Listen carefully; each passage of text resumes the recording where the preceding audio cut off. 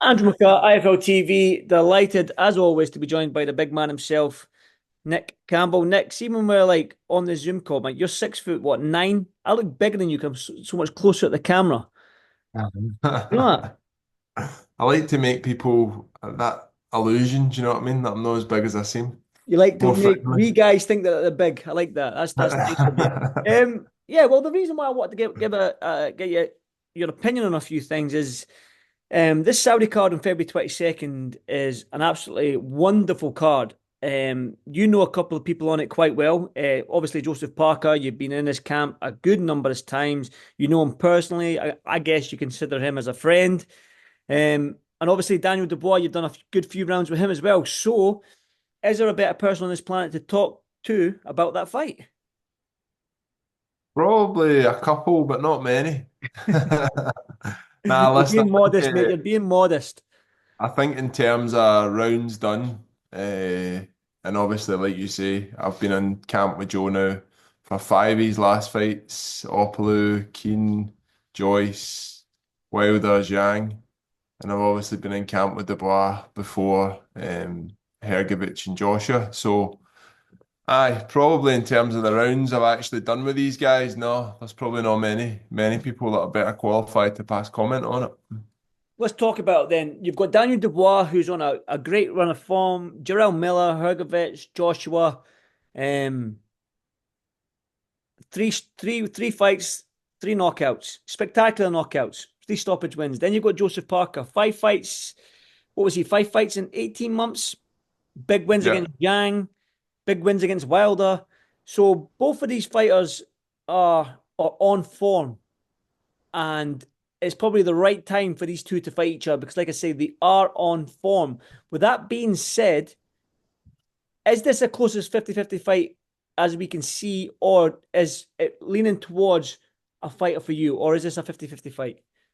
I think if you need to be honest about it, listen, Joe's a really good friend of mine, but if I want to be impartial and I want to pass comment on things and I want to, I need to be honest about it. It is a 50-50 fight. I think you look at both guys' momentum, like you just said, Dubois has been unbelievable in his last three fights, three big wins. You look at Joe, his last two fights, especially Wilder and Zhang, two unbelievable wins, two great performances. I think if you look at both fighters, they're both pretty opposing characters, Mhm. pretty polar opposite, really, in their personality, the way they go about things, their journey so far. I think if you look at the corners, you've got Don Charles and Daniel's corner, a guy who I've got an incredible amount of respect for. I think he's a great coach, great guy. You've obviously got Andy Lee, who you already know. I think very, very highly of. He's one of the best coaches in the world. So it's a real 50-50 in all departments for me, and two polarizing, like polar opposite characters. And then I think it's just going to add to the fight. Their styles are going to gel really well. I think you've got Daniel. He's a kind of come forward, aggressive power puncher. You know what you're going to get with him. But the question is, can you stop him doing it? And with Joe, he's maybe, a bit more of a box of tricks, whereas he's a bit more adaptable. He could maybe change his game plan to suit the fight for him a bit better. But listen, it all adds into the pot, doesn't it? It makes it really interesting. Yeah, I think it's a great matchup, great 50-50, great clash of styles. And as boxing fans, we're all winning.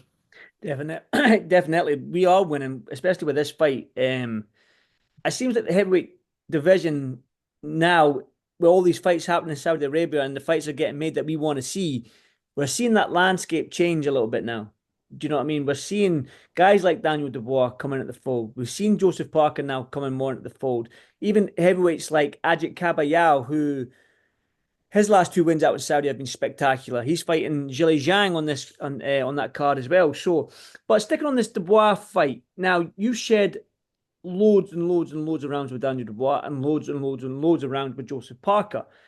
You've talked about the form that they're in right now as well. But having shared the rounds with both of these heavyweights, both of these fighters, you said it's a 50-50 fight. Surely you should gauge something from these spars, and surely you've got something in your mind who might be able to win this fight or might be able to nick it from the other. Do you know, I've been having a think about this because obviously I'm going to have to try and explain why I think one way or the other. Mm-hmm. But I think what we've seen from Daniel is, he's performing at his highest level. What we've seen from him is what you can expect from, which is world-class performance, massive power puncher, very durable, tough guy who's going to, take a lot of beating. Having said that, though, I think we've seen two incredible performances from Joe, but I still don't feel as if we've seen Joe his absolute brilliant best. And I do think that Joe is a lot more adaptable than Daniel is. I think with Daniel, it's like you know what he's going to do. Can you stop him doing it? With Joe, he's always got that edge. I think he's got a little bit of an edge in boxing IQ, and he's a lot more adaptable than Daniel is. So I, I'm leaning towards Joe, and a lot of people will say you're biased, but I just think Joe's adaptability, having Andy in the corner and building a game plan to negate whatever Daniel's going to do. And obviously, as well, a guy that you know very well, George Lockhart, the work that he's Mm. been doing with Joe in the shadows in the past 8 months, like it's a different Joe Parker you're going to see in February. He's much bigger now, much stronger, and I think it's going to be a really really interesting fight. But Both taking all that fighters into are, account, yeah, both fighters are around about that 6'3", 6'4" as well, and they throw a lot of punches. So reading into that, is this going to be one of them edge of your seat type fights, or is it going to be cagey? no, listen, I think it's going to be edge of your seat because Daniel's style is pressure and Mm. he's going to put it on you. Like he's not going to give you a chance to be cagey. Listen, there's nothing to give away because I don't know, but Joe's got to try and set the traps, try and stop his momentum, and try and put his own pressure on Daniel, which is a hard thing to do. But that's what I'm saying to you. It's a real clash of styles. Do you know what I mean? Joe's definitely the slicker boxer, in my opinion. Daniel's definitely I'd say the heavier puncher. So it's going to be interesting to see how. And listen, Don Charles is a great tactician as well. So I'm sure he's going to, arm Daniel with tactics to go in and negate what Joe's going to do. But I just think Joe's got the edge. Joe's got the edge when it comes to boxing, and I think that'll maybe be the difference down the tail end of the fight. It's definitely intriguing. I think they only share one common opponent, do they not? And that's Joe Joyce. Is that right? Am I thinking right? Is there anyone else they share? Joshua, Joshua, that right. Well done. I fucking the most recent one is Joshua. Yeah, on do you know mate, what I mean? come on. And yeah, the most. I was just looking. I was just trying to think that who is. It's definitely Joe Joyce, and it was and Anthony Joshua as well. You're right. So, um, can we read too much into that? Can we read into the common opponents? Nah, not really. Like I think Anthony Joshua was at a different stage in his career when he fought Joe, and Joe was also at a different stage of his career Mm, as opposed to now where Daniel's at. And listen, styles make fights. No two fighters fight the same fight. Do you know what I mean? And I do think that if Joe was to face Anthony Joshua now, he'd beat him. So, man, I'm not saying he would beat him the same way that Daniel beat him, but I believe that he would beat him. So, listen, all that matters is those two guys fighting on the night. Everything that's happened in the past is irrelevant.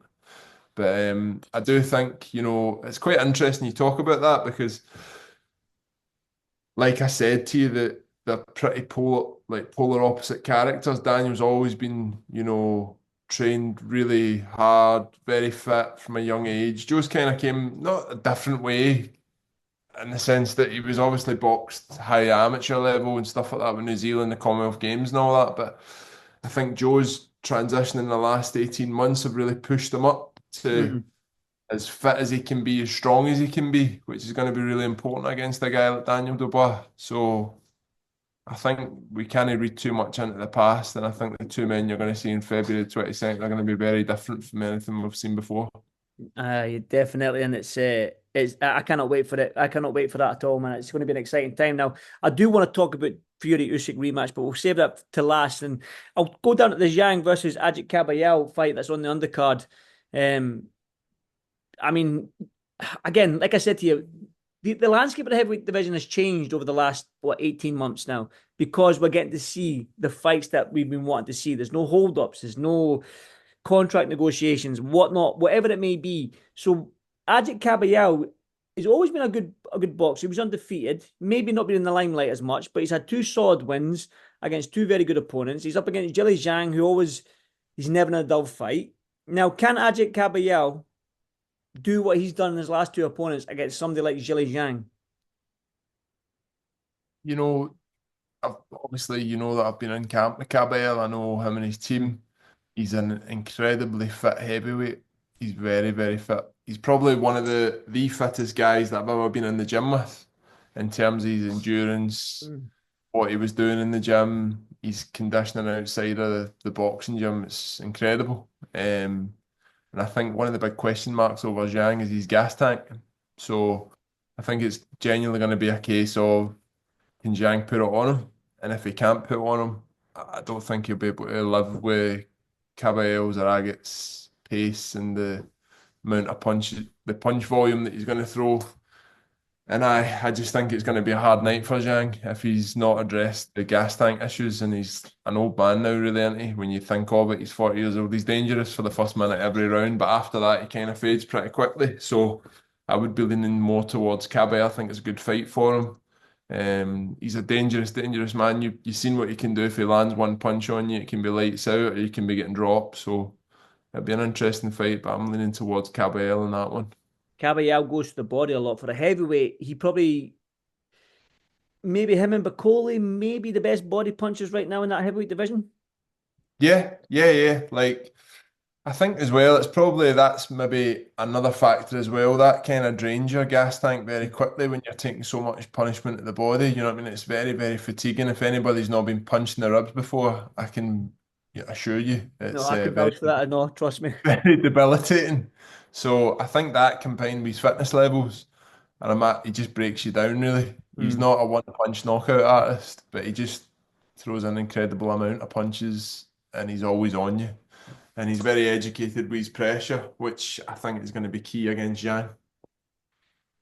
That brings me on to the fight that's happening. What date are we on? The 6th of December, 5th of December now. So we're talking what? This over 2 weeks away. Yeah. Uh, Tyson Fury versus Usyk rematch. Now, before I say anything else, man, what's happening? What is going to happen? Give me your honest opinion right now with the fight only 2 weeks away. You know, I listened to Adam Smith talking the other day, and he said what he said. You know, he's a very intelligent man, and also one of the best guys to talk about boxing in the world. But I really agree with what he said. I think what we've seen from Usyk in the last fight is his best performance. Adam That's Booth. Usyk. Adam Booth. Yeah, Aye, Adam Booth aye, aye. said he said that what we've seen of Usyk on the night was his best performance. Mm. I don't think we've seen Tyson's best performance on the night. And I think that he's still got maybe another gear to go up. And he's got a bit more, like I touched on earlier, he's got a bit more adaptability and things that he can change going into this fight. I don't think Usyk can change much. He just needs to try and do what he done again. And I think for those reasons, I'm going to lean towards Tyson. I think if he can stay a bit more focused throughout the 12 rounds, which you go, what do you mean stay focused? He's a world champion. He's already, I get that, but I think if he can stay focused on the task at hand, not get too distracted, not get too buy into the taunting and trying to wind Usyk up, because you can't wind that guy up. You've just got to Mm. beat him well. I think he can get the job done. It's a big, big ask because Usyk is a world class fighter, but Tyson's the bigger man. I think he's got more things that he can change in his game plan and implement, and I just think that that's going to be the telling factor. Mm. And again, when I'm looking at this fight now, this is just my 2 pence or whatever it's worth now. And a lot of people have mentioned this to me as well. Was when I look at the first two Wilder fights, the first fight when he got the draw and he was more on his toes and he was inviting pressure maybe a little bit from Wilder. Then in the rematch, he's like, nah, I've got to change it up. And we've seen him coming in at 270, I think he was 275 pounds or 278 pounds for that rematch. He was over the front knee, he was on the front foot, and he was just throwing punches and punches, and he was pushing Wilder, using his weight, leaning on Wilder, and then ultimately got him out there in the 7th round, I believe. Yeah. Now, we know that game plans, we fighters don't like to give the game plan away, but it seems almost as if this is the way that Tyson should go, is the sort of the mold of where he should go, is that blueprint from that Wilder rematch. Do you agree? Yeah, like I think he definitely needs to try and you seen how much success he was having with that right uppercut early on. He caught Mm. Usyk clean a few times, and it had him hurt. Definitely had him hurt in the fight. And I think that, like what you saying, he was putting him under a bit more front foot pressure. One thing I will say is, having been in the gym with Tyson, is actually seen his adaptability up close. When he was in sparring, he had three or four different sparring partners, and every sparring partner that he had, he changed his style. And I don't mean changed his style like through more punches, through less punches. I mean, he was boxing southpaw, he was boxing on the front foot, boxing on the back foot. He had everything. He could do everything. He could adapt his game plan like that. Mm. So I think having obviously this massive period now where he can prepare for it, he's also been in the ring with Usyk. He knows what he's going to expect, or not knows. He knows what to expect.